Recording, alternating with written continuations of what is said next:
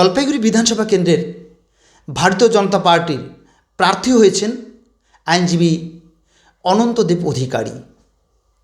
আমরা এই মুহূর্তে আমাদের স্টুডিওতে পেয়েছি ভারতীয় জনতা পার্টির মণ্ডল কোষাধ্যক্ষকে। নমস্কার জয়চাঁদবাবু। নমস্কার। আপনি ভারতীয় জনতা পার্টির কী দায়িত্বে রয়েছেন? আমি মণ্ডল 3 কোষাধ্যক্ষ। বলছি, সদর বিধানসভা কেন্দ্রে আপনাদের পক্ষ থেকে কে ভোটে দাঁড়িয়েছেন? আমাদের ভারতীয় জনতা পার্টি থেকে অনন্তদেব অধিকারী উনি ক্যান্ডিডেট হয়েছেন, ওনাকে স্বাগতম জানাচ্ছি। বলছিলাম, অনন্তদেব অধিকারী একজন আইনজীবী, আপনাদের পার্টির পক্ষ থেকে উনি ভোটে দাঁড়িয়েছেন। বলছি, যদি উনি ভোটে নির্বাচিত হয়ে আসেন তাহলে আপনারা ওনাকে দিয়ে কোন কাজের উপরে গুরুত্ব দেবেন বেশি, মানে কী দাবি রাখবেন ওনাকে? মূলত একদিক থেকে বলবো সার্বিক উন্নয়ন যাতে আমাদের জলপাইগুড়ি জেলার হয়, বিশেষ করে জলপাইগুড়ি শহরের এবং গ্রামীণ এলাকার যে জায়গাগুলো আছে সেগুলোর, প্লাস সাথে সাথে বলবো যেটা স্বাস্থ্য, পশু চিকিৎসা এবং রাস্তাঘাট, পানীয় জল, এইগুলো যেন ঠিকঠাক মতো হয়। শিক্ষা, স্বাস্থ্য, এগুলো প্রাথমিক পর্যায়ে ওনার কাছে দাবি রাখবো আমরা, যাতে এগুলো সঠিকভাবে উনি রূপায়ণ করে নাকি। মানে ওনার যে এরিয়াটা রয়েছেন, অর্থাৎ সদর বিধানসভা কেন্দ্রের যে এরিয়াটা রয়েছেন, সেখানে স্বাস্থ্য এবং পশু চিকিৎসালয় যেগুলো রয়েছে সেগুলোর উপরে যেন গুরুত্ব বেশি দেওয়া হয়, তাই? অবশ্যই, কারণ স্বাস্থ্যের পরিষেবা তো খুব খারাপ অবস্থা কি। আচ্ছা। একটা পশু হসপিটাল ছিল আমাদের বোয়ালমারিতে, সেটাও বন্ধ হয়ে আছে কি। আচ্ছা। মানে এইগুলোর জন্য অ্যাকচুয়ালি গ্রামে গঞ্জে তো প্রচুর গরু এবং মানুষ থাকেন, তাদের তো চিকিৎসার ব্যবস্থাটা করা দরকার। সেই জিনিসটা যাতে হয়, এটা আমরা প্রাথমিক রাখবো, দাবি রাখবো, যাতে উনি এটা প্রথমে দেখে নাকি।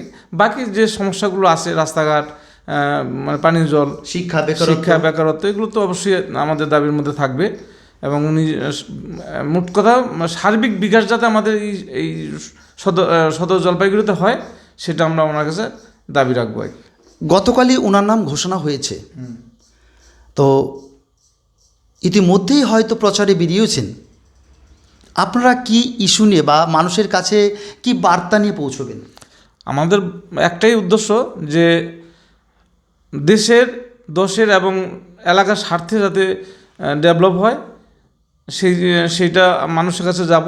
মানুষের যাতে শারীরিক বিকাশ হয়, বিশেষ করে মানুষের এই যে বিভিন্ন সামাজিক অসুবিধাগুলো আছে সেগুলো যাতে দূর হয়, সেগুলো দেখতে হবে।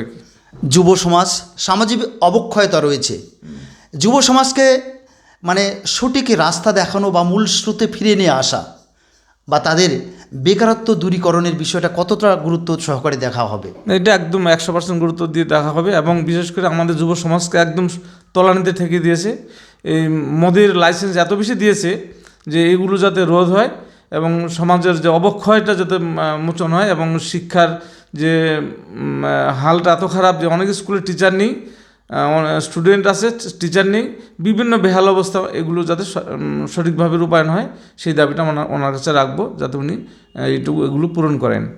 বলছিলাম, সামনেই নির্বাচন, দিনক্ষণও ঠিক হয়ে গেছে, হয়তো ইতিমধ্যেই নমিনেশন সাবমিট হয়তো শুরু হবে, বিভিন্ন রাজনৈতিক দল নমিনেশন পেপার সাবমিট করবেন। তো আপনারা কতটা আশাবাদী জেতার ব্যাপারে?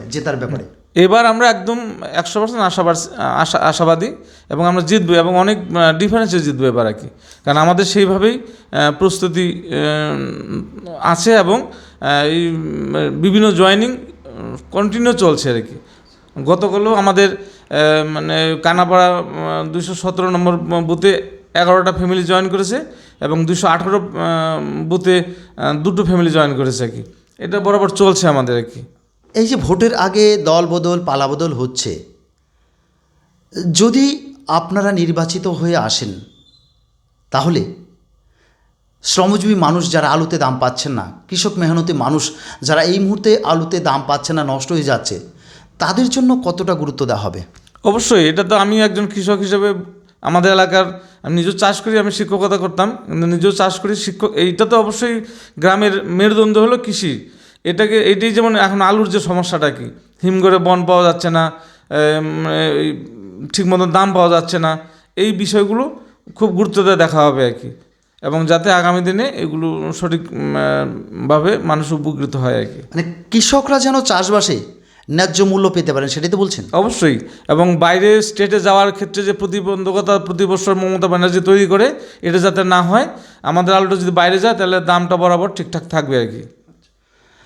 অনেক অনেক ধন্যবাদ জয়সাদ বাবু, আপনাকে স্টুডিওতে আজ আমরা পেয়েছি। গ্রামীণ সমাচারের পক্ষ থেকে আপনাকে অনেক অনেক স্বাগত। ভালো থাকবেন। নিশ্চয়ই আগামী দিনে আমরা হয়তো আপনাকে স্টুডিওতে আবার পাবো, আমরা হয়তো বিস্তারিত জেনে নেওয়ার চেষ্টা করব। ভালো থাকবেন। নমস্কার। নমস্কার।